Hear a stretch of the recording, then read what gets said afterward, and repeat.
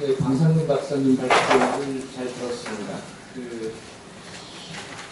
좀 어떠셨습니까? 발표 들으시는 동안에 좀 내는 답답하셨죠?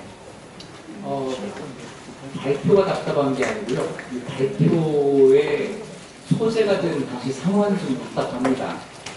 임진왜란은 우리가 가장 많은 피해를 입은 전쟁인데 강화 협상에서는 정작 조선이 빠지고 명과 일본 사이에 그것도 비밀리에 결점이 나고 조선은 어쩔 수 없이 그 결점을 따라야만 했다고 하는 그 사실 자체가 참 복잡한 거죠. 그런데 오늘 이 혼분 시대를 같이 공부하는 이유는 실패로부터 교훈을 얻기 위한 것입니다. 그래서 그 답답함을 이겨내고 그걸 지나간 하나의 역사적 사실로 바라보면서 좀 냉정하고 객관적으로 공부할 필요가 있다고 하는 이런 의도가 있는 것으로 생각이 됩니다. 방상민 박사님 발표하시면서 평소 우리들이 갖고 있던 생각과 좀 다른 제가 볼 때는 기발한 한 가지 말씀을 하셨어요. 뭐냐면 선조의 의주파천은 불가피한 것이었다 라는 것이죠. 어떻게 생각하세요? 뭐 질문지에 많이 올려주시면 제가 모아서 답변을 부탁드리겠습니다. 그런데 저는 개인적으로 제가 저 고려시대 전공자이고 고려와 몽골의 전쟁 이런 것도 공부를 하는데 그때도 강화도로 파천을 했습니다. 천도를 했죠. 그리고 고려시대에 거란이 쳐들어왔을 때 현종이 나주까지 파천한 적이 있고 홍건적이 쳐들어왔을 때 공민왕이 안동으로 파천하는 적이 있습니다. 그래서 그 옛날 전쟁에서 왕이 그러니까 항전 지휘부가 안전한 곳으로 대피한다고 하는 것은 어찌 보면 상식이라고 볼 수도 있죠. 적이 가장 원하는 것을 못하게 하는 것, 왕을 사로잡는 것을 못하게 하는 것. 이거는 발표를 들으시는 분들이 또 많이 다른 생각을 하실 수도 있어서 좀 재밌게 이야기 풀어나갈 수 있을 것 같습니다. 또 초기 패전의 책임이 선조에게 있는가 없는가 하는 거 가지고는 제가 좀 두 분 발표자께 싸움을 붙여보기도 싶은데 한 분 있다고 하시고 한 분 없다고 하셨으니까 이게 사회부는 저한테는 굉장히 호재가 되는 거죠. 그런데 오늘 이 이야기는 두 분이 그냥 따로 하시면 될 것 같고 전체적으로 이 책임이라고 하는 게 법적 책임도 있고 정치적 책임도 있고 그것보다 더 큰 역사적 책임이라는 것도 있지 않겠습니까? 그래서 그 의견이 다른 게 아마 책임에 대한 생각이 좀 달라서 그런 거라고 생각하고 이거는 그냥 두 분 문제로 넘기도록 하겠습니다. 자, 두 분 발표를 들으셨는데요. 두 분 발표에 대해서 토론을 먼저 진행하고 다음 순서로 넘어가겠습니다. 제1세션의 토론은 사회디자인연구소 부장님으로 계신 윤대호 소장님께서 해주시겠습니다. 저희가 토론 시간으로 드릴 수 있는 시간이 아마 25분입니다. 발표와 같은 시간에 기준 있는 토론입니다. 자, 소장님 부탁드리겠습니다. 네. 방금 소개받은 사회디자인연구소 윤대호 소장입니다. 사실은 제가 토론해야 될 논문은 3개입니다. 박영복 교수님 끝까지 같이 좀 토론을 해야 될 것 같은데 사실 토론자로서 발제자 3분의 이 논문에 대해서 토론하는 게 상당히 어렵습니다. 그런데 그냥 농담삼아 말씀드리면 제가 사실은 이 국회 토론에 여기 이런 일종의 단골입니다. 사실은 제가 뭐 이런 자리에 워낙 많이 나오니까 그 기량을 한번 발휘해 보겠습니다.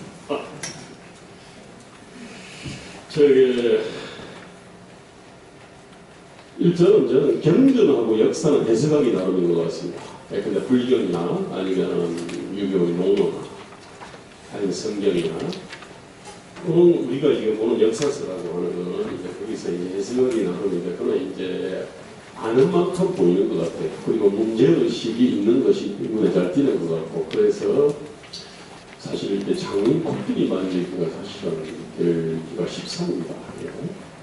그런데 그것이 엉뚱한 걸 짚은 것이 아니라 어떤 한 면을 갖다 짚은 겁니다.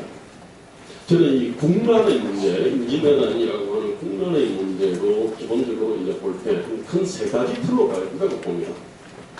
하나는 환경 요인입니다. 또 다른 하나는 체제와 제도 요인이고, 그 다음 마지막으로 리더십 요인이 있습니다.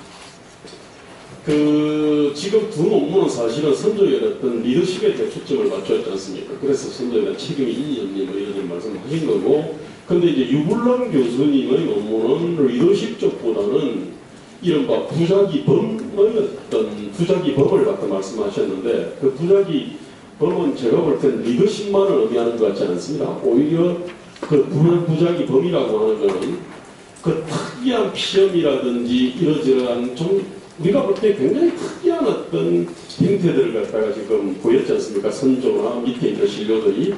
그거는 리더십의 문제가 아니라 정치 문화나 정치 경쟁 체제, 어떤 제도, 가치 체계 뭐 이걸 갖다가 얘기를 갖다가 하는 것 같아요.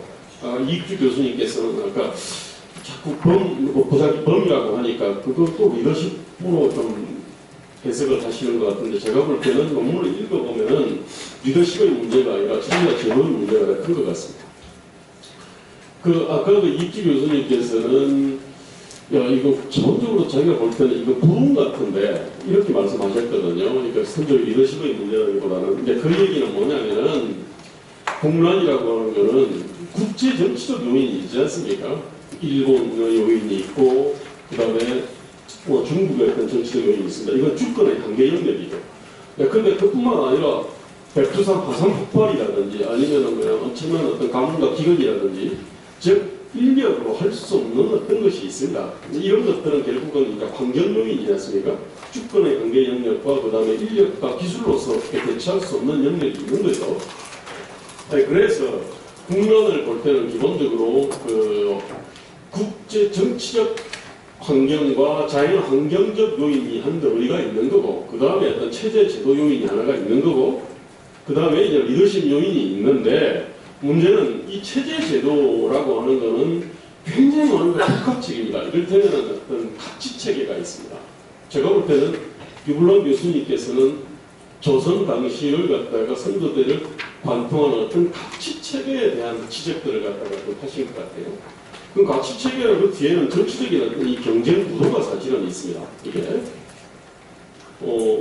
어떤 사람을 갖다가 관료로 선발할 거냐. 그거는 아마 이제 근데 이 유교적 서양이 어떤 사람을 갖다가 관료로 선발하지 않겠습니까? 그죠? 근데 유교라고 하는 거는 인과 덕과 예로서 스스로 모범이 되는 거잖아요. 군군 신시 부부자자. 군은 군답고 신은 신답고 이런 거지 않습니까?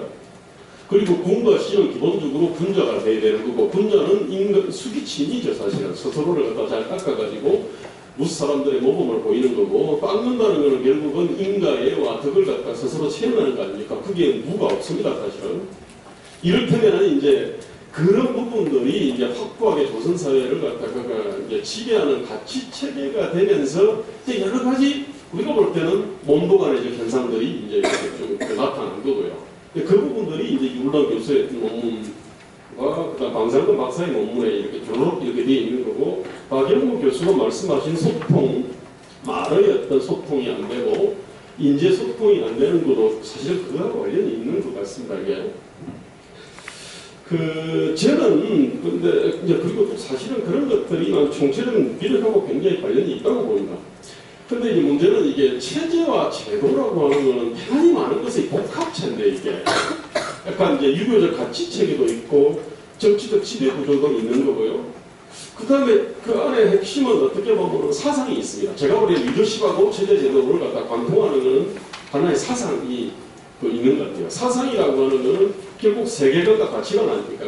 이 세상을 어떻게 바라보는 거예요? 프레임 이런 것들이 다 있는데, 저는 뭐냐면 이 부분이 사실은 숨어 있거든요. 이 안에 숨어 있는데 그건데 그 행동으로 나타나는데, 행동은 여러 가지 이제 뭐 사료를 통해 가지고 이제 알 수가 있는 건데, 그 안에 들어 있는 어떤 이 사상이라고 하는 것들은 실질적으로 체제와 제도를 갖다가 창조주이면서도 동시에 또 피조물이거든요. 근데 이제 이런 부분들에 대해 가지고 제대로 좀 천착이 좀 안 됐다라고 하는 느낌들이 있는데, 저는 이 부분을 천착해야 비로소 지금 대한민국 현실에서 이 살아있는 교훈들을 저는 끌어낼 수 있다고 그렇게 생각을 합니다.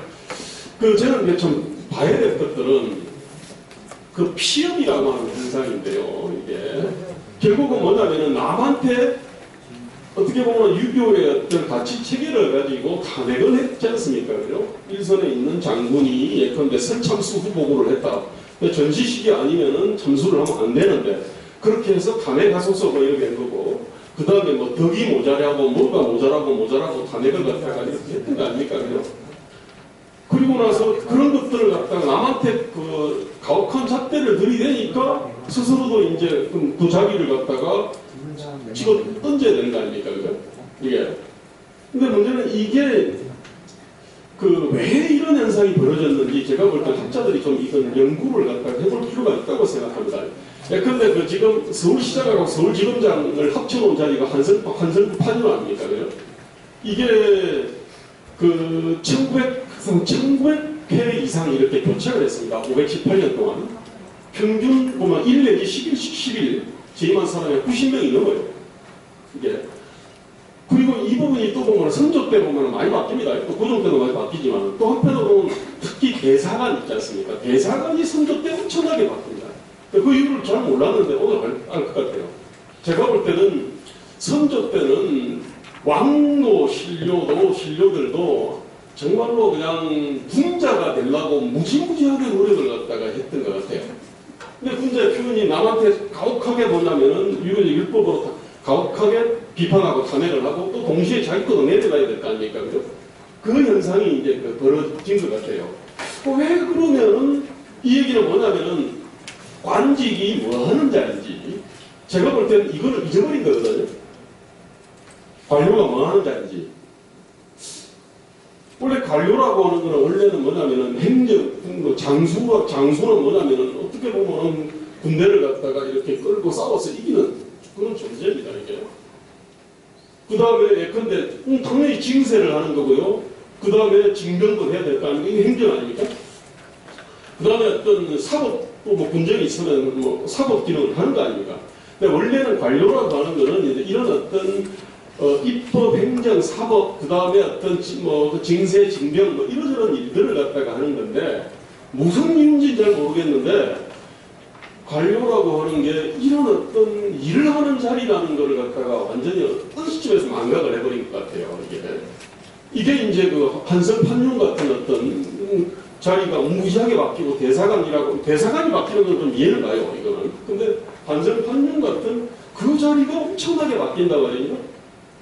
그럼 그거 바뀌면은 인구 10만짜리인데 인구 10만에 무지막이 많은 행정이 있을 거 아닙니까? 그때도 뭐 상수도 하수도 쓰레기 뭐 이러저런 어떤 뭐 범죄 취향 이러저런 많은 업무들이 있었을 텐데 그럼 그건 누가 했냐? 아마 아전들이 했겠죠. 그죠? 당연히 엉망이 됐겠죠. 문제는 뭐냐면은 그런 어떤 관료가 하는 일 자체에 대해서 이거는 가치 보유를 안 하는 거거든요. 대신에 관직이라고 하는 것들은 이건 가문의 영광이지 않습니까? 그 다음에 이게 어떻게 보면 신분을 갖다가 끌어올리는 수단인 거고요. 한성 판문이 그때 이제 육조 판서에다가 한 서열 9위 정도로 그렇게 이제 돼 있습니다. 그게 한 구경으로 이렇게 알려져 있는데 뭐 그런 자리니까. 저는 뭐냐면은 조선이 이거는 어떤 국방을 한다거나 어떤 행정을 하거나 사법을 한다거나 국가라고 하는 게 이거 개념 자체가 완전히 상실을 하면서 그때부터 어떻게 보면은 유교의 어떤 이 군자들이 인가애와 덕으로 모범을 보이면 목백성들이 따를 거다라고 하는 아주 어떻게 보면은 나이버한 좀 허여식 가득한 어떤 이런 이데올로기들이 조선 적어도 선조 때를 갖다 지배한 것 같아요. 저는 그런 점에서 아까 기묘 말이 어떤 소통이 안 된 것을 갖다가 말씀하시면서 기묘사화를 말씀을 하시는데 제가 볼 때는 선조 때는 기묘사화 때 조광조가 이루고자 하는 어떤 꿈 그것이 제가 볼 때는 완벽하게 좀 부활한 것 같습니다. 예. 그런 점에서 이거는 기묘사화를 갖다가 어떻게 볼 거냐 그건 원래 이제 조선 선비들이 사실은 대표적인 이쪽 배변 정치로 봤지 않습니까? 그죠? 근데 제가 볼 때는 기묘사화 자체를 배변 정치라고 진단하는 조선 유교 선비들의 어떤 사고 체계 자체가 이 조선의 어떤 게 총체적인 어떤 피력을 비롯해서 총체적인 어떤 무기력을 갖다가 초래하는 어떤 계기였다는 생각이 듭니다. 이게 즉 조선을 갖다 지배하는 어떤 그 밑에 지금 수많은 어떤 몽도관의 현상들 이면에 흐르는 이 어떤 그 조선 특유의 어떤 이 가치와 윤리 체계, 즉 요 부분들이 정확하게 드러나 있지 않습니다만은 그것이 결국은 문제의 어떤 이 뿌리가 아니냐. 한 뿌리에서 지금 유블랑 교수님이 어떤 말씀하신 부분하고 방상근 박사님 말씀하신 모습, 그 다음에 박현묘 교수님께서 말씀하신 어떤 그런 어떤 행태들이 나타난 것이 아니냐. 저는 이렇게 생각을 한다. 그것이 결국은 뭐냐면은 그 미필적 부작위범이라는 게 미필적 고입니다. 그 얘기는 뭐냐면은 우리 전에 이 세월호 참사 났을 때 세월호 선원들의 행태들이 있지 않습니까? 그죠? 근데 그거를 갖다가 이제 아마 부작위 살인이다 아니라 뭐 이러저런 어떤 논란이 있었는데 그때 그러면 뭐냐면은 그 사람들이 추구하는 가치는 자기 생명이었습니다. 사실은 선원으로서의 직업률이 아니고요. 만약에 먼저 얘기를 해가지고 그 학생들이 이제 우르르 나오면은 자기가 구조의 구순이가 될 거고 갔다 오면 자기가 이제 죽을 수 있기 때문에 그렇게 행동을 한 거 아닙니까? 그러니까 그런 점에서 부작위 범위라고 하는 것은 사실은 옳은 게 아니라 다른 가치가 있는 겁니다. 이게 세월호 그 참사 때도 선원들이 추구하는 가치가 다른 가치가 있었던 거거든요. 마찬가지입니다. 제가 볼 때는 우리 조선 선비들이 추구하는 가치가 다른 가치입니다. 거기도 보면은 그 효자의 이러저런 얘기 하지 않습니까? 그죠? 그러니까 뭐냐면은 국난이 터졌어요. 근데 막을 방법이 없어. 그러니까 자기는 뭐냐 어떻게 하느냐. 먼저 자기 가족들은 다 대피시킵니다. 자, 그리고 나서 자기는 등대에 남습니다. 그런데 만약에 이거 파천합시다라고 이 얘기를 갖다가 하게 되면은 그러면은 이제 그 당시 조선 어떤 유교의 가치 체계로 볼 때는 이거는 어떤 탄핵감이지 않습니까? 표현이 되지 않습니까? 그러니까 이제 그 얘기를 갖다가 딴놈이 하는 것을 갖다가 기다린 거죠. 근데 아무도 안 한 거 아닙니까? 그러다가 왕이 얘기했다가 혼쭐이 났고 이사례가 얘기를 갖다가 하니까 탄핵합소서 하면서 반대를 했던 거 아닙니까? 그죠? 그 반대를 하는 것도 어떻게 보면은 자기는 뭐냐면은 그냥 명분과 치조를 갖다 지킨 선비로 남고자 한 거거든요. 그 다음에 효자로 남고자 한 거고 국가는 망가지든 말든 왕조가 망가지든 말든 그거는 내가 알 바 아니다 이거 아닙니까? 그죠? 근데 그거는 뭐냐면은 그 당시에 어떤 유교적인 지배적 가치 체계가 분명히 그걸 뒤틀려 있었던 겁니다. 이게. 문제는 저는 이것이 조선에서 그때만 있었던 게 아니고 저희 고종 때 가면 그런 얘기 그때도 이제 조선 고종 노천 초기에 딱 와가지고 내가 영문의 땅에 말 모아가지고 어떻게 할 수 없겠냐라고 물어봤습니다. 지금 이제 기계를 갖다가 얘기하려고. 그때 영문의 땅이 뭐냐면 청나라 정부라는 얘기입니다. 이게. 그러니까 그때 이제 국방 그 비서관이라는 사람이 여기 있습니다만은 신정이라는 사람이 있습니다. 국방비서관입니다. 이 사람이 무신입니다. 이 사람이 하는 말이 그거 아주 쉬운 일입니다 하면서 내놓은 답이 뭐냐면 전하께서 덕을 닦으시옵소서. 덕을 닦으시옵소서. 이게 저는 뭐냐면은 기묘사화 이후에 잠깐 덮였는데 결국은 선조 때 제가 볼 때는 이걸 유교 탈레반이라고 이제 그렇게 부르는 분들도 있던데 잘 일리 있다고 보는데 유교 탈레반이 사실은 조선의 왕조를 잡은 것 같아요. 그리고 나서 그 유교 탈레반 정치를 갖은 모습이 지금 우리 두 교수님께서 말씀하신 거고요. 그리고 그것이 제가 볼 때 꺾인 것 같지 않습니다. 그리고 흘러가지고 고종 때까지 제가 볼 때는 몇 명이 흐르는 거고 그것이 제가 볼 때는 조선의 그 왕조의 멸망으로 저는 달려간 거로 이제 그렇게 보입니다. 이게. 자, 그런데 뭐든지 원래 이제 리더십이라는 건 원래 제도 경제학에서는 리더십은 1 내지 10년 단위의 어떤 사건들을 설명할 때 접습니다. 그 다음에 체제 제도는 10에서 100년 단위 사건을 갖다가 이렇게 분석을 할 때 씁니다. 그 다음에 문화라는 것은 뭐냐면은 100년에서 1000년 단위의 사건을 갖다가 설명할 때 씁니다.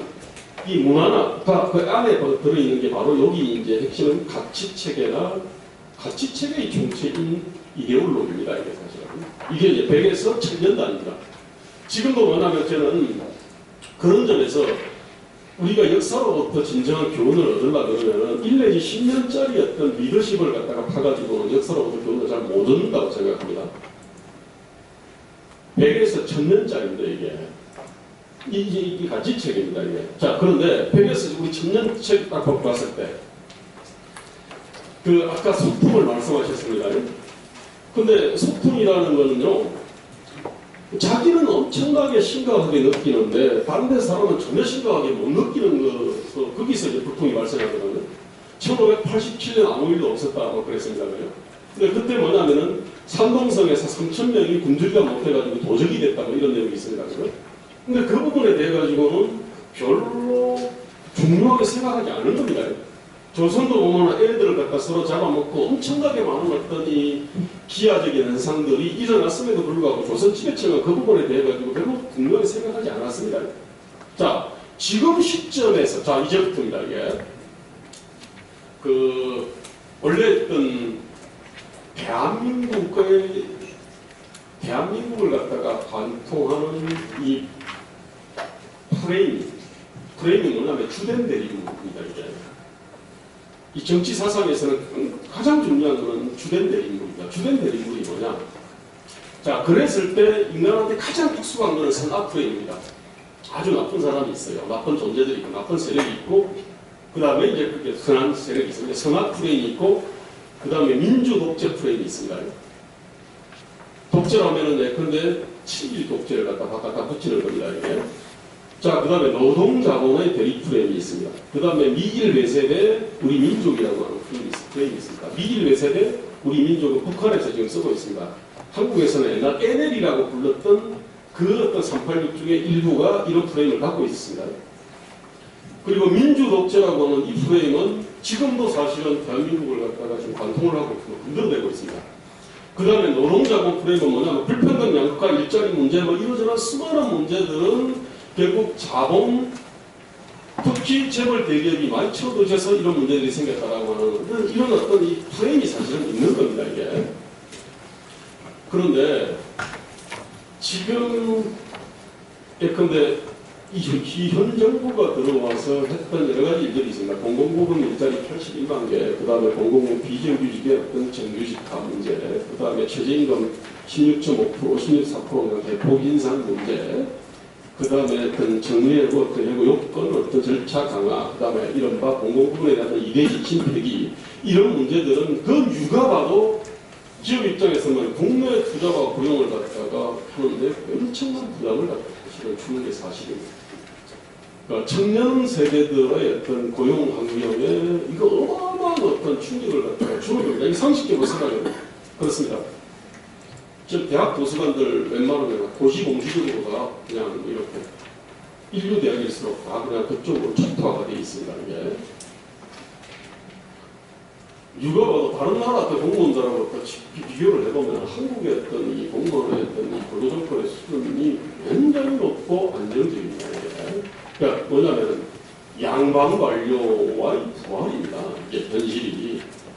제 얘기는 뭐냐면은 아까 1587년에 굶주려 못한 3,000명이 도적이 됐는데 거기에 대해서 아무 일도 아닌 것처럼 생각을 하는 것처럼 지금 대한민국은 객관적으로 무지하게 심각한 문제가 있음에도 불구하고 그 문제를 문제로 여기지가 않습니다. 대표적으로 대한민국 저출산 문제 얼마나 심각한 문제니까 이게 그죠? 자, 이게 지금 저출산이 지금 이제는 그 고등학교 교실까지 올라왔지 않습니까? 그죠? 2023년 그때 이제 시작된 건데 엄청난 예산 퍼붓는데 문제 해결이 안 됩니다. 그 다음에 수도권 집중 문제 아주 오래된 문제입니다. 지금 지방 중소도시들 완전히 다 초토화되어 있습니다. 이게. 우리 그 문제들에 대해 가지고 분명히 심각한 문제가 맞는데 그 문제를 갖다 문제가 아닌 것처럼 생각하고 있습니다. 그 다음에 우리 청년 일자리 문제 무지하게 심각합니다. 그죠? 이거하고 지금 저출산 문제하고 아주 밀접하게 연관이 되어 있습니다. 그 다음에 고시공시적으로 했던 이상 쏠리면 이거는 조선의 부활입니다. 그렇게 생각하지 않습니다. 그 문제로 생각하지 않아요. 대신에 뭐냐면 국정원의 어떤 국정농단이라든지 뭐 그 다음에 뭐 이러저러한 요즘 뉴스들 있지 않습니까? 그죠? 그것이 뭐냐면 가장 심각한 문제처럼 그렇게 되어 있는 겁니다. 이게. 중국 관련해서도 그렇습니다. 사드 배치 다시 안 한다. 그 다음에 MD 체계에 안 들어간다. 한미일 국방 안 한다.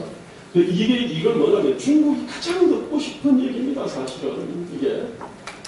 그래서 국회에서 그냥 답변하는 방식으로 얘기를 했습니다. 그런데 조율했겠죠. 근데 그 부분에 대해서 중국은 얼씨구나 하면서 그냥 바로 그냥 딱 그걸로 삼불이라는 표현을 딱 씁니다. 한국이 삼불 안 한다. 이거는 뭐냐면은 근저에 뭐냐면은 미일 외세와 우리 민족이라고 하는 대립이라는 게 있고 미국이 결국은 우리 어떤 민족의 어떤 그 통일을 방해를 하고 그 다음에 남한을 갖다가 이렇게 옥죄는 이런 존재라고 하는 의식이 사실은 있는 겁니다. 이게. 근데 객관적으로 본다 그러면 대한민국은 에너지와 식량 작업이 안 되는 나라입니다. 그죠? 그 다음에 주변에 엄청난 강대국들이 있습니다. 북한은 그나마 약소국이었는데 핵을 갖고 이제 받게 됐습니다. 자, 게다가 우리가 에너지 식량 작업 안 되면 뭔가를 갖다가 팔아가지고 뭔가를 그걸 갖다 사와야 될 건데 그러면 통상환경의 안전이 굉장히 중요합니다. 이거는 뭐냐면은 미국의 어떤 가치와 미국의 어떤 세계 경찰로서의 역할에 우리가 굉장히 많은 걸 혜택을 보고 있는 겁니다. 그런데 우리는 지금 현재 이게 오래된 80년대부터 아니면 1950년대 내려부터 온 어떤 이 프레임이 작동하고 있는 겁니다. 이게. 즉 뭐냐면 민주독재 프레임과 노동자본 프레임과 그 다음에 이런 어떤 미일 외세대 우리 민족이라고 하는 프레임, 선악 프레임 이 프레임이 지금 현재 대한민국을 갖다가 지금 어떻게 보면 주주가 되어 있는 겁니다. 이게. 제가 이른바 386입니다. 386 감옥 2번을 갔지, 무기장을 당했지, 그 다음 노동운동을 했지, 위장치까지 했지. 선생님, 그런데. 네, 다 했습니다. 그런데. 네, 시간이. 좋습니다. 네. 알겠습니다. 지금 뭐냐면은, 제가 그래서 이러한 어떤 사고와 가치 체계들을 갖다 어릴 때 체화를 했던 거고, 그것이 확산돼 가는 과정들을 쭉 지켜본 사람으로서, 지금 대한민국은 뭐냐면은, 조선의 선조 시기에 그 문제를 갖다가 전혀 문제로 인식하지 않았습니다.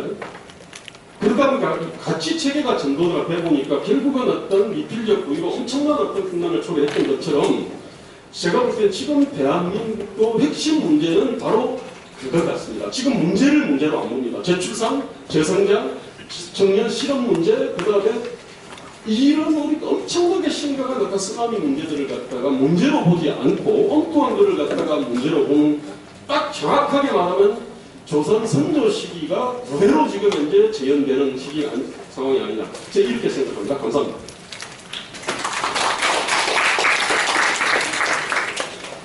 네, 두 분 발표하신 선생님들보다 더 열렬하게 선조의 무자비, 미필적 고의라고 표현하셨습니다만 그것으로부터 역사적인 교훈을 찾아야 한다. 이런 말씀을 주셨습니다.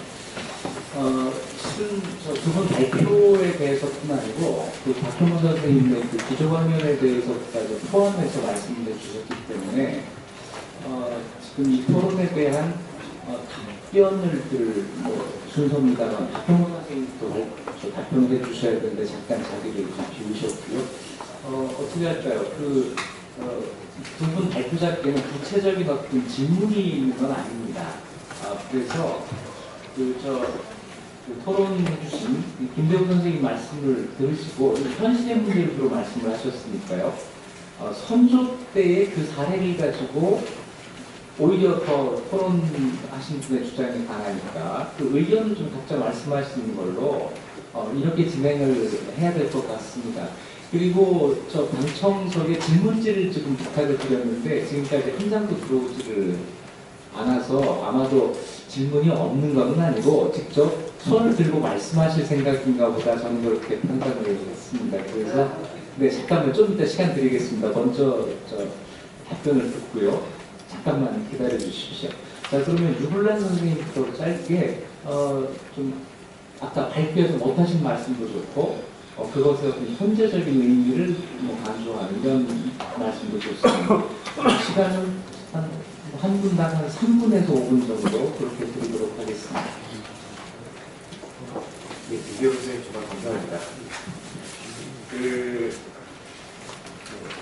사실 저는 선생님께서 지금 이제 말씀하신 여러분들도 알아보셨을 이 토론문의 제 첫 페이지에 나와 있는 세 번째 문단에 사상 이념은 구조라고 하는 문제의 창조주의이기도 하고 피조물이기도 하다. 이 부분에 저는 거의 200% 공감을 하고 있습니다.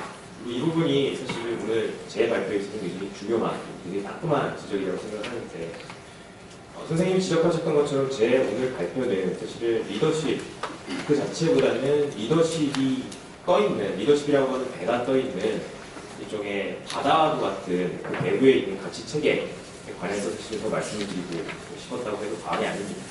이제 이런 부분을 말씀을 드리면 필연적으로 나오는 게 굉장히 인기 있는 주제죠.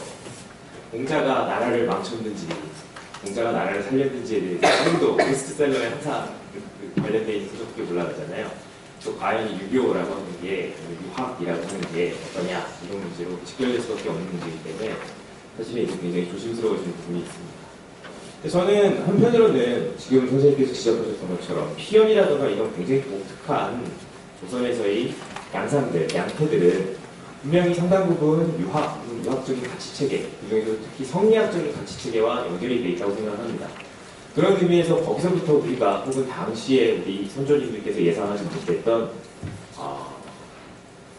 부작용이라고 얘기를 하면 너무 가치 판단이 들어갔겠죠. 예상하지 못했던 갖가지 영향들이 있는 법입니다. 그 부분에 대한 분명히 어느 정도의 유학에서는 책임이 있다고 보는데, 다른 한편으로 저는 항상 이런 말을 대부분 합니다. 아니, 세계 어떤 나라가 특정한 하나의 정치 체계, 정치 사상에 기반을 해서 500년 동안 잘 유지됐잖아요. 그렇죠? 동아시아에 있는 어느 왕조가 500년씩 주나라라든가 은나라 같이 700년, 800년 갔다고 고대하지만 500년 유지를 했습니다. 사실 정치 사상치고는 굉장히 잘한 거죠. 그렇게 바라보면. 따라서 책임 혹은 영향이라고 하는 문제에 대해서 분명히 인정을 해야 되지만 거기에 대해서 너무 딱 잘라서 흑이다, 백이다 이렇게만 얘기를 해서 좀 문제가 있다고 생각합니다. 이게 일단 한 가지 제가 꼭 드리고 싶었던 말씀이고요.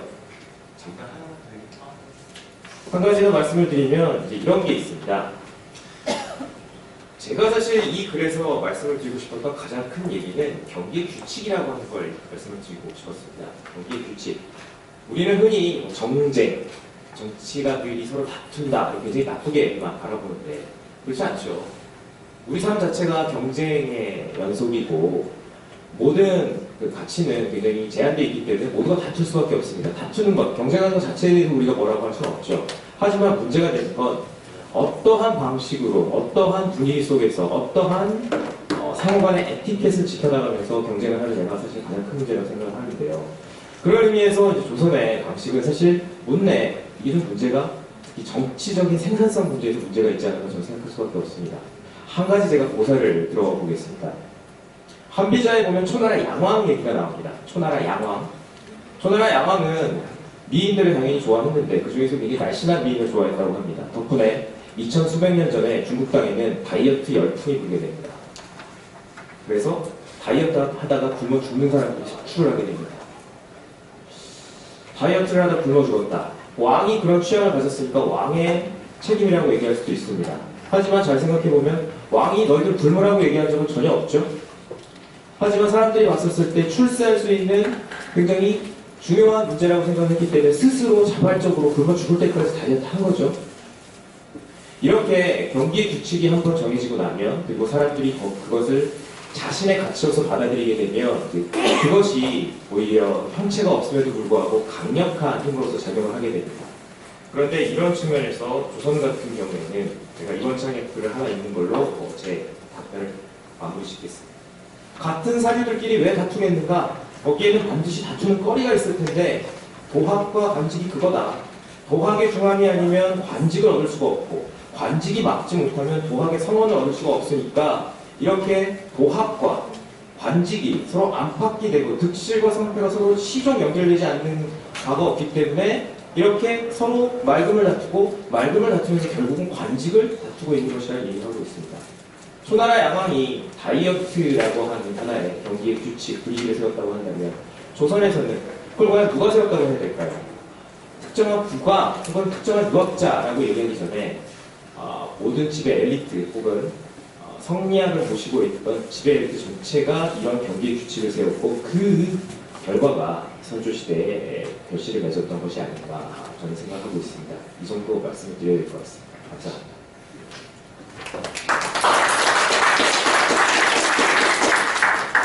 방상훈 선생님도 뭐 답변 겸 보충해서 하실 말씀 있으시면 한 3분에서 5분 정도 해주시면 되겠습니다. 네, 김대호 선생님의 토론문이나 토론 중에서 조율훈 선생님 논문이나 글에 대해서 코멘트를 하셨기 때문에 제 발표나 이런 거에 대해서는 뭐 이렇게 언급이 되게 많으셔서 저는 아까 제가 발표하신 다음에 사회대신 이익 선생님 지적했던 두 가지 날카로운 지적에 대해서 좀 답변하는 거를 합주하는데요. 먼저 이익 선생님께서 임진왜란 때 전쟁 지휘부가 조선 지휘부가 피난을 가는 거는 조선에만 그냥 불어 말해서 몽골 침투나 많이 있었던 것이고 그건 당연한 것이고 외적을 경비하는 상식적인 처음 있었던 사례다. 그런 거기 때문에 그거 선조가 이제 피난에 가는 것은 어떻게 보면 그 이전까지 고려 역사를 보면 당연한 거 아닌가라는 지적을 좀 해주셨는데요.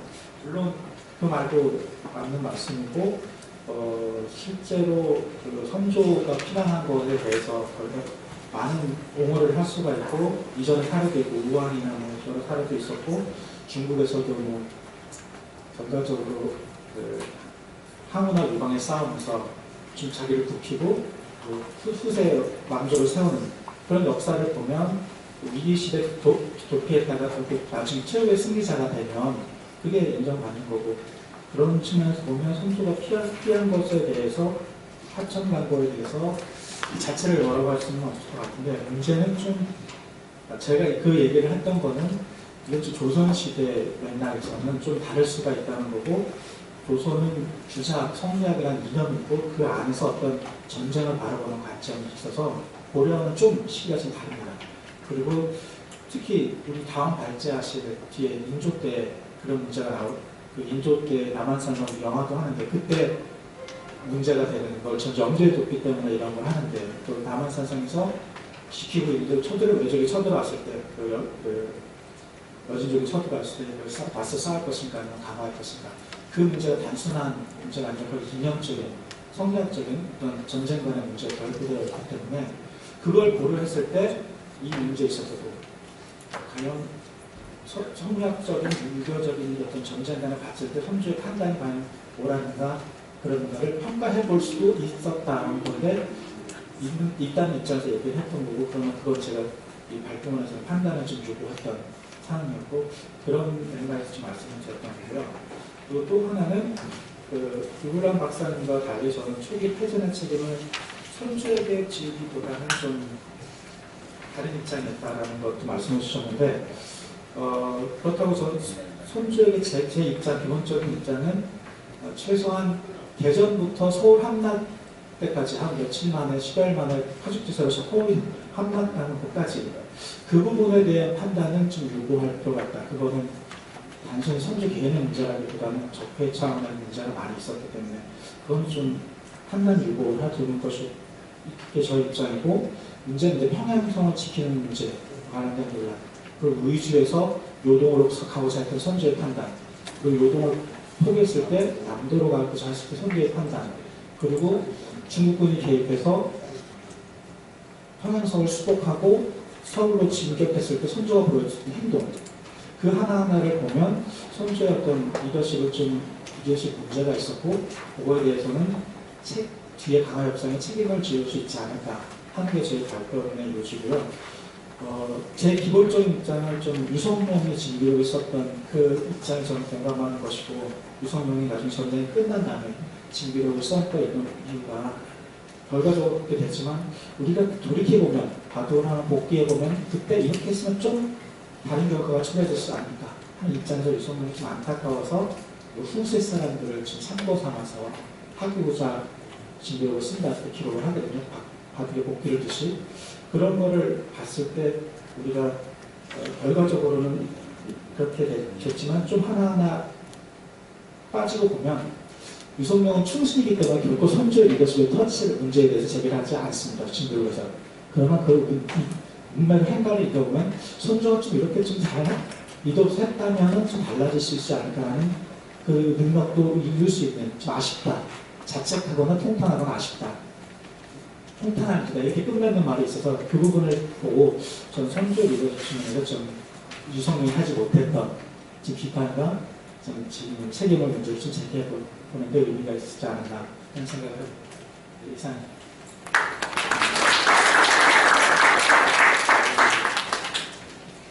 임진왜란과 명정왜란 같은 그 국난이죠. 이것을 역사적인 하나의 교훈으로 삼으려고 했을 때 세 가지 측면에서 접근할 수 있다고 하는 그 말씀을 지금 김대호 선생님이 해주셨습니다. 하나는 환경의 문제, 자연환경 또는 국제환경, 그리고 두 번째는 체제와 제도의 문제, 이걸 뭐 정치문화라고도 지금 표현을 하셨고요. 세 번째는 리더십, 이 세 가지인데 오늘 이 자리는 이 세 가지 측면 가운데 세 번째 리더십의 측면에서 선조와 인조의 리더십을 비판적으로 검토하자, 이런 자리였던 것 같습니다. 그래서 두 분의 발표가 체제 제도의 문제를 일부 포함하고는 있으나 주로 이 혼분의 리더십에 대해서 집중이 됐다고 이해가 됩니다.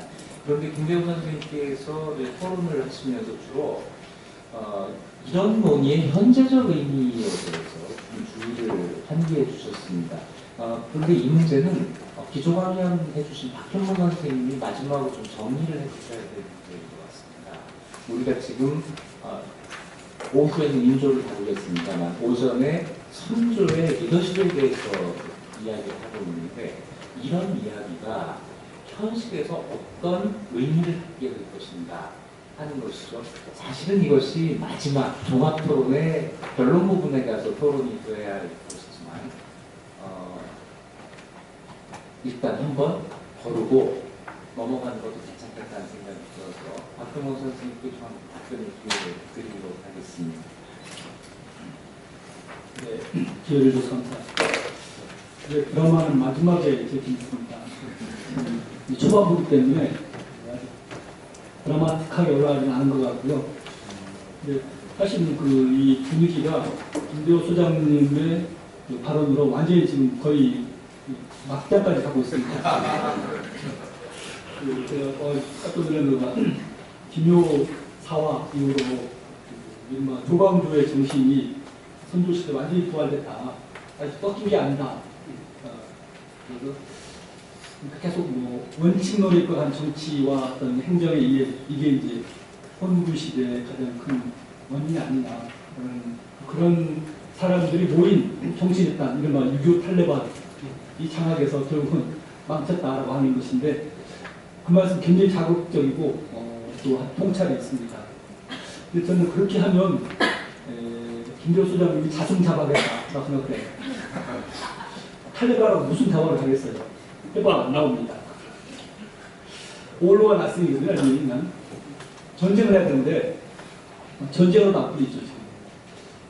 저는 결국은 저희가 리더십이라는 부분을 얘기하는 거가 그 제도를 만들고 법을 세우고 그런 것이 결국 사람이기 때문에 우리가 사람들이 놓쳤던 부분과 또 그걸 찾았던 것 이런 부분들을 잘 살펴서 그때 이걸 놓쳤구나 이런 부분들을 찾는 게 결국 우리가 건설적인 대화가 되지 이는 걔들 탈레반이기 때문에 걔들 다 그때 뭐 했어야 되는 그러면 결국은 안 나온다.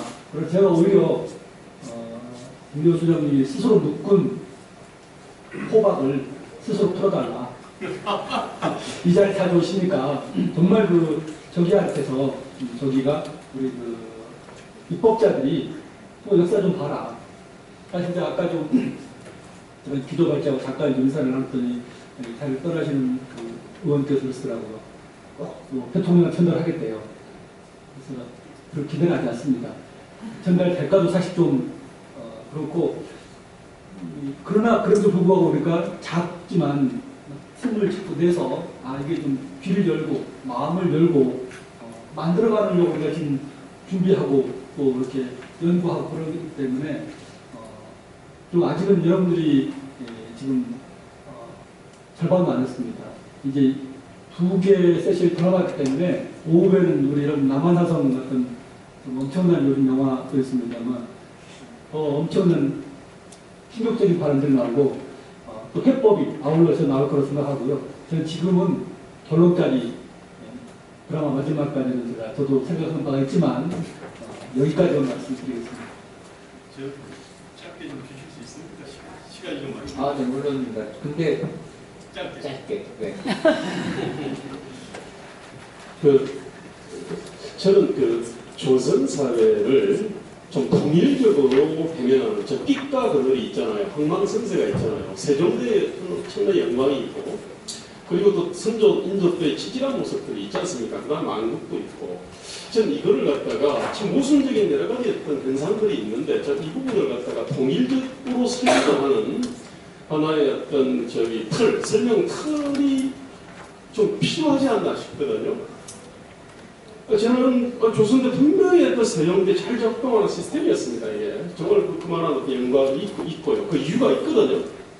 또 한편으로는 선조 인조 때 찌질한 모습도 다 이유가 있다고 생각되는데, 이거와 관련해가지고 어떻게 보면 저는 제가 생각하는 거는 그냥 가설입니다만 조선체제는 굉장히 어떤 선진적인 시대였습니다. 사실은. 그러니까 선진적 체제라고 하는 거는 일정에 뭐냐면은 봉건제보다도 이게 중앙 관료제지 않습니까? 이게 그렇다면은 중앙의 왕이 그야말로 현명한 사람이 돼야 돌아가는 시스템이지 않습니까? 근데 이제 만약에 현명하지 않으면은 그 현명이라고 하는 거는 실사고시적이고 그 다음에 민생에 대해 가지고 살피고 그 다음에 대립되는 가치들, 이를테면 사상 윤리 검찰인 3사 쪽에서 올라오는 아니대로입니다 하고, 그 다음에 또 어떤 현실의 어떤 문제들이 있지 않습니까? 이게 저걸 토벌할 때 뭐 선참수 후보 하여튼 뭐 여러 가지 어렵지 않습니까? 이게 그러면은 그런 이상과 현실을 갖다가 조화를 갖다가 시켜서 조정하는 것이 이제 왕의 업무인데, 이런 어떤 왕이 현명하지 않으면은 이게 작동하지 않는 시스템이 아닐까 싶어요. 그러면은 세종대는 잘 작동했고 딴 데는 안 작동하는데, 저는 일반적으로 이거는 잘 작동하지 않는 시스템 같아요. 지금 대한민국 대통령도 국회를 통과시키는 법 없이도 시행령 갖고 무지하게 많은 것을 합니다. 이른바 그래서 이제, 그런데 문제는 뭐냐면은 이것도 이 대통령이 아주 현명한 사람이라고 한다면은 아마 굉장히 많은 걸 할 수 있을 거예요. 근데 현명하지 않으면은 사고 칠 수도 있는 시스템이거든요. 그리고 일반적으로는 현명하지 않은 사람이 나올 가능성이 원래 많은 시스템입니다. 그래서 이제 이거를 갖다 권력을 종적, 횡적으로 분권 분산하고 견제 균형을 갖다가 하고 이런 시스템 만드는 거 아닙니까? 마찬가지로 조선 사회에 대해서도 이게 어떤 빛과 그늘을 갖다가 통일적으로 좀 대면을 해야 되고, 저는 사실 조선 사회에 대해서 나름대로 굉장히 긍정합니다. 518년 간 이유가 있습니다, 사실은. 그 내용이 분명히 있거든요. 근데 그와 더불어서 이런 모습이 있는데, 어쨌든 이것이 항상 뭔가 별개로 따로 노는 듯한 느낌들이 있는데, 그걸 좀 학자들께서 좀 통일시켜 주시는 것이 필요하지 않나. 마지막 딱 한 가지만 말씀드리겠습니다. 우리를 알라 그러면은 제가 제 거울을 봐야 되고요. 제 주변에 있는 여기 있는 분들을 봐야 알거든요. 남을 봐야 합니다. 사실은. 마찬가지로 좀 우리 한국의 어떤 조선과 대한민국의 어떤 특수성도 동시대 다른 어떤 정치체들과 비교를 해봐야 한다고 저는 생각을 합니다.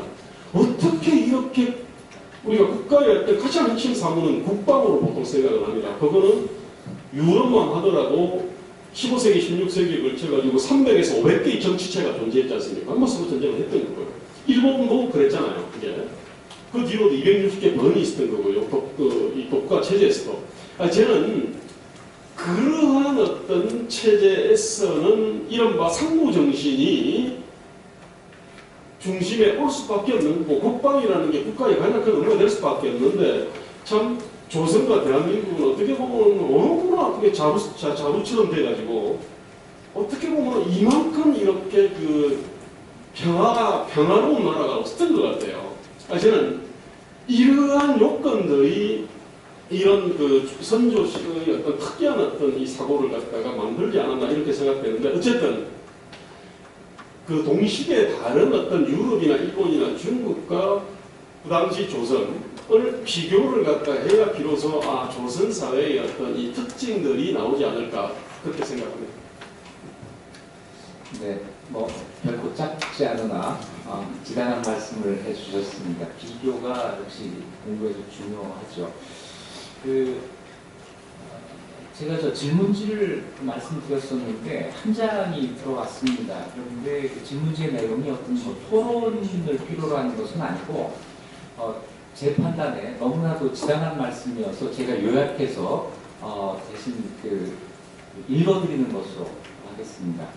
그 인사청문회 방식 개선과 통치자의 성격이 중요하다는 이런 말씀이신데요.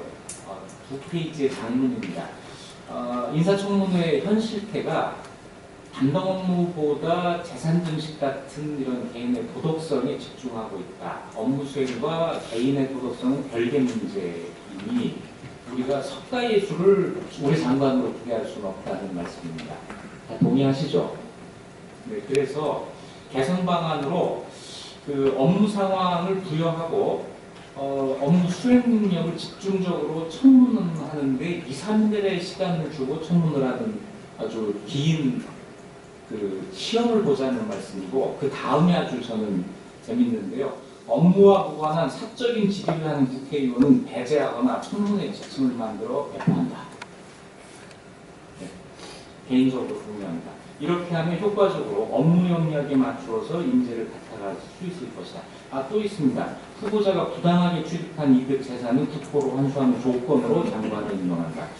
이거는 장관할 사람이 없을 것 같은데요. 통치자의 현 실태는 너무 그 말만 앞세우는 통치자가 많고 권한이 너무 많이 주어져 있으니 반드시 제안을 숙고하는 과정을 거치도록 하고 그래서 통치자의 결정이 잘못되었으니 후대에 밝혀지면 반드시 이를 공론화하여 교훈으로 삼는 제도를 만든다라는 안을 내셨습니다. 뭐 그러면 당연히 좋은 그 통치자가 나오게 되겠죠. 이런 제안을 해주셨습니다. 자, 그리고 약속드린 대로 저 손을 드시고 말씀하시면 혹시 이 안을 내셨습니까? 네, 그러면 아까부터 손을 드셨으니까요. 발언의 기회를 드리겠습니다. 그런데 한 가지 저 조건이 있습니다. 좀 짧게 말씀해 주셔야 되는데 여러분이 말씀하실게요. 왜냐하면 뭐 패널에서 벌써 시간을 넘겨서 제가 굉장히 이제 뭐 가장 짧게 하겠습니다. 관심이 있어서 제가 어저께 문 보고 갑자기 왔어요. 근데 솔직히 얘기해서 두 분의 발제자와 한 분의 토론한테 아주 공허하기 이럴 데 없는 과연 의미가 있는가 저것은 좀 실망입니다. 좀 본질적인 문제를 말씀드리겠어요. 선조의 리더십과 그로 인한 조선의 태식 그것인데 저는 우리 두 분 특히 우리 관광 두 분에게 좀 강력히 좀 촉구하고 싶은 것은 그 당시에 그 선조라고 하는 그 인류림의 문제가 아니라 그 당시 조선의 선조 시대 가장 우리 한국에서 이 조선시대에서 학자가 많은 배출한 때입니다. 뭐 잘 아시겠죠? 뭐 세계 율곡, 교식, 부대승, 그다음에 화단, 서경덕, 그뿐 아니라 아주 많았어요. 근데 특히 세계 율곡은 그리스의 그리스의 히랍이죠. 히랍의 플라톤과 아리스토텔레스에 해당되는 인물이 있어요. 그 철학적인 사유가 비슷해요. 엄밀히 소크라테스, 플라톤, 아리스토텔레스 그거 마찬가지로 화단, 서경덕 세계 이왕 일곱 이인데 거기서 누가 나왔습니까? 그리스에서는 알렉산더가 나왔어요. 근데 우리하고는 이순신이 나왔어요. 그러니까 이 선조도 그 당시에 학문적인 논지를 못 벗어나면서 근데 그 당시에 학문, 성리학의 문제점을 전혀 언급 않고 그러니까 선조라는 인구 하나만 그냥 다이런 들고 내치는데 그건 어느 누구도 살아남을 수가 없어요. 그 당시에 학문, 그 당시에 학문이라는 게 뭡니까? 위발하면서 그 세계 율곡의 그 당쟁으로 유발하면서 아주 그냥 상대방을 그냥 멸종시키지 않았어요. 그걸 유발하는 게 없었어요. 이와 같은 그런 학문적인 문제를 이야기해야지 그냥 선조 하나에 그 당시에 그런 어떤 패턴 속에서 아까도 말씀드렸지만 플라톤, 아리스토텔 이와 같은 패턴 속에서 알렉산더가 나왔어요. 근데 우리는 이와 같은 그 되게 그 당시에 학문적인 그 상황이 도전 최고였어요. 선조 시대가. 거기서 그 대표를 잡은 것이 선조 임금입니다. 그런데 그런 어떤 학문적인 것들은 전혀 그냥 갈가시하고 선조 임금만 하나만 내치면은 그건 좀 무지막지 않은 토론이 아니라 생각합니다. 그럼 끝으로 제가 이제 다 얘기해서 30초 내에 끝낼게요. 아까 패싱 얘기가 나왔는데 이게 중요한 겁니다. 가장 근래, 과거도 그렇지만 근래에 그 패싱 당한 것이 베트남과 탈통합병입니다. 아시죠? 헨리 키싱거 미국과 르투토, 롤베네 그 두 사람을 하고 막상 고진적이 구현만 키우고 그 다음에 월남하고 전혀 개입이 안 됐어요. 결국은 어떻게 됐습니까? 월남이 공산 조가 불러졌어요. 지금 와서 우리 한국 주제적도 비슷합니다. 근데 약간 틀려요. 안 똑같은 건 아니에요. 우리 주제적은 이승만 대통령이 원래 거기 참석할 수 있는데 안 했어요. 이승만 대통령은 휴전을 원치 않았잖아요. 네, 저기 여기까지만 듣겠습니다. 우리가 얘기 다 했습니다. 이런 학문적인 그런 문제도 좀 언급하셔야지. 네네. 이건 무조건 그냥 인도 하나만 그런 문제가 있지 않는 말이야. 맞습니다. 말씀이 이제 좀 더 본질적인 문제가 있다는 이런 말씀이시고 그렇게 네네 듣겠습니다. 네, 아까부터 참 예, 저는 경희대 후마이터스의 최준원이랍니다. 오늘 여러 선생님들 말씀 잘 들었고요.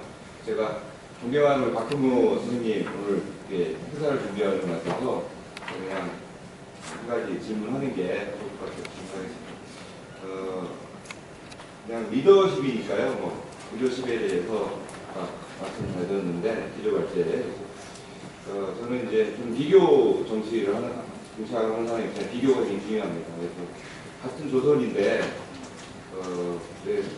세종 때는 공론정, 수의 정치가 잘 됐는데 현주 때는 왜 그렇지 못했는가 그 차이가 왜 그런지 궁금합니다. 저는 개인적으로는 앞서 말씀하셨던 그 사대부 신화, 신권과의 변수가 있지 않았을까 이런 게 있습니다.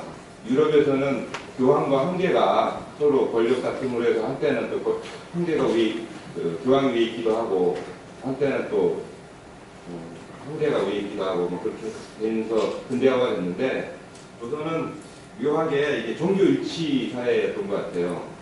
겉으로는 군신관계인데 왕과 신하의 관계인데 안으로 들어가 버리면 결국 군자정치, 왕도정치를 가리키는 게 사대부가 되는 바람에 그러니까 왕은 제자가 돼버리고 스승이 사대부가 돼버리기 때문에 과연 스승을 이길 수 있는 제자가 왕이 있을 수 있을까 이런 문제가 결과적으로 이 문제가 결국 리더십과 굉장히 밀접한 관계가 있는 게 아닌가 이런 의문이 들어서 그런 질문을 드립니다.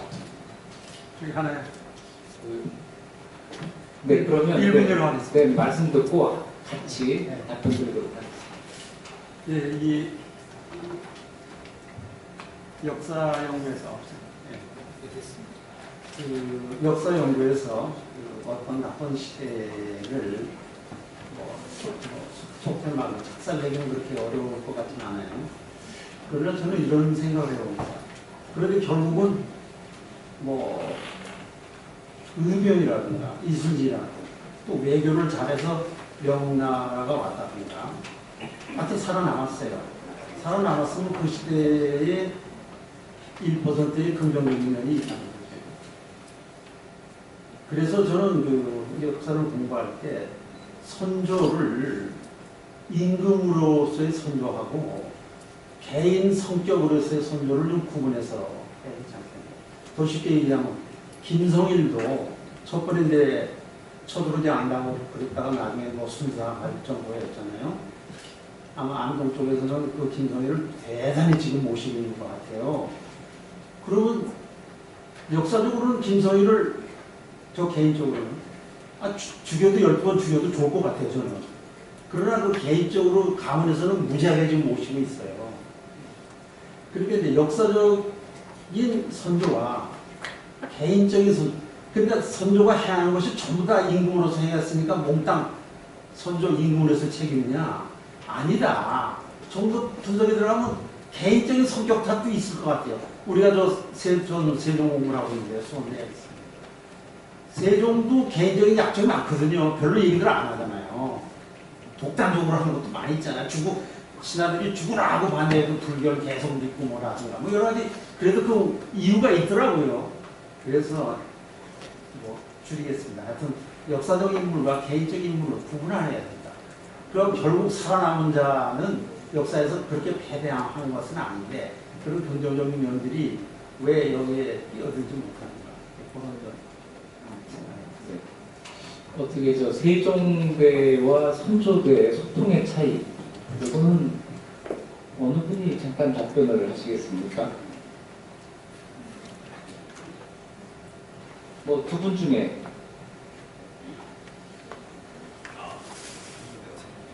네, 왜 세종대는 소통이 잘 이루어지는데 선조대는 그게 안 됐을까? 사실은 답을 또 질문에 담고 계셨어요. 국왕의 위상의 문제가 있는 게 아니냐, 차이가 있는 게 아니냐는 말씀이셨는데 포함해서 좀 의견을 말씀해 주시면 되겠습니다. 말씀하신 것처럼 사실 이미 질문하신데 저희가 그 유념해야 될 바를 말씀해 주셨기 때문에 답을 드리기가 참 저합니다.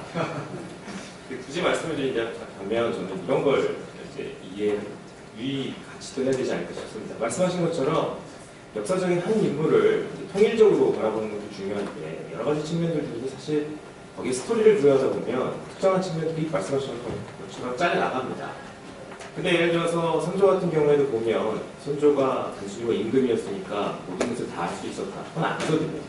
선조의 가계의 문제, 선조가 정상적인 왕조 등급 과정에서의 여러 가지 결점들, 단점들을 갖고 있었던 부분도 있고 또 당시에 새롭게 신진 사림들이 진출하고 있는 그런 정치적인 상황, 그 위에 여러 가지 요건들, 거기다 뭐 가뭄, 아까 말씀하셨던 정말 누구도 예상할 수 없는 국제정치의 변수, 그 모든 것들이 다 꿈틀꿈틀 움직이는 그 위에 지금 선조라고 하는 한 인물이 있는 거잖아요.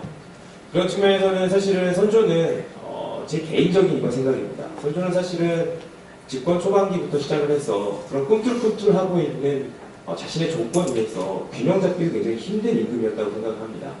그런 측면에서 사실 제가 이제 마지막에 말씀드렸던 시세의 깨어있던 임금이 난세의 용렬한 군주로 넘어간 것을 그 자신이 뭔가를 정말 잘못해서 정말 판단을 잘못해서 했던 부분도 있지만 이런 조건들이 특히 임진왜란, 임진전쟁이라고 하는 정말 개인의 역량, 나라의 역량을 끼워넣는 그렇게 엄청나게 꿈틀거렸을 때는 밸런스를 잃었다고 얘기를 할 수도 있겠죠.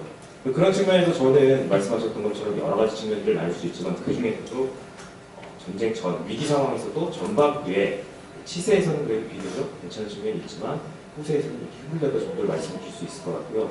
이런 똑같은 시야를 이번에는 세종에 대해서 적용을 하면 거기서부터 이제 뭔가 적점과 차이점들을 가지고 비교할 수 있는 영역이 생기지 않을까 유념해 봅니다. 그 정도 말씀드릴 수 있을 것 같습니다.